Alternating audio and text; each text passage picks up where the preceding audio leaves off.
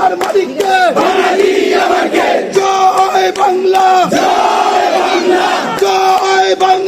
জয় বাংলা, তুমি কে আমি কে, বাঙালি মানে বাংলাদেশি, বাংলা ভাষা মানে বাংলাদেশি ভাষা। এটা শুধুমাত্র বিহারে থাকা লোকটা বা ইউপিতে থাকা লোকটার মাথায় ঢুকে নেই। এটা এই বাংলায় যে এসেছে, করে খেতে এসেছে, ভিক্ষে করে খেতে এসেছে, কারণ সেখানে ভিক্ষের জায়গা নেই, খাওয়ার জায়গা নেই, সেই জন্য বাংলায় এসেছে ভিক্ষে করে খেতে। বাঙালির দয়ায় দোকানটা চলে, বাঙালির দয়ায়, বাঙালি বসতেই ছিল বলে তাদের মাথায় ঢুকে আছে। এতটাই বাঙালি বিদ্বেষী যে বাংলা মানে বাংলাদেশি ভাষা, বাঙালি মানে বাংলাদেশি।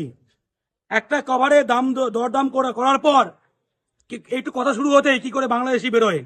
দুদিন আগে আমাকে নিউ মার্কেট থেকে একজন ফোন করেছে, দাদা দাম করেছি নিচ্ছি না বলে, পছন্দ হয়নি নিচ্ছি না বলে আমাকে মারধর করছে, বাংলাদেশি বলছে। এটা এই রক্তে ঢুকে গেছে, ওই রক্তকে আমরা ক্লিন করে দেবো একদম বিশুদ্ধ।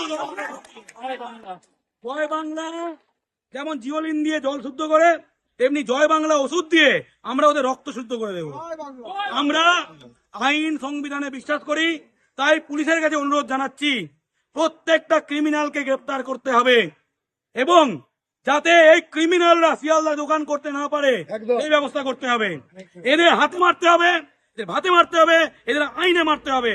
আমরা এখন হাতে মারার দিকে যাবো না, আইনে ভরসা করব।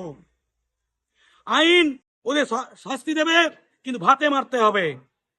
শিয়ালদায় দোকান ওদের চালানো যাবে না।